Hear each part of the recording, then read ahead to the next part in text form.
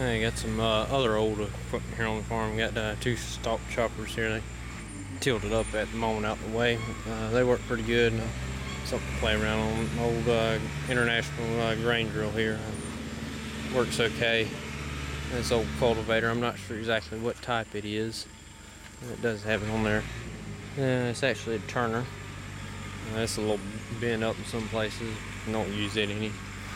We got the old international harvester hay press here. It will move, it's free.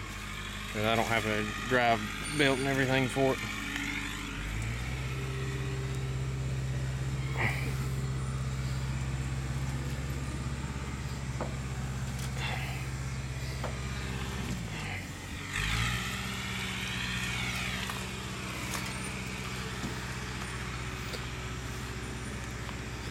They got a number 9 high gear sickle bar mower here. This one I do have in working order, and it works pretty good.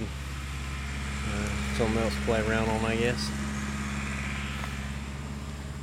But you got some other odds and ends here, some Cub Cadet stuff and plow here, and spare parts from mowing machines, and some more mowing machines for parts and whatnot.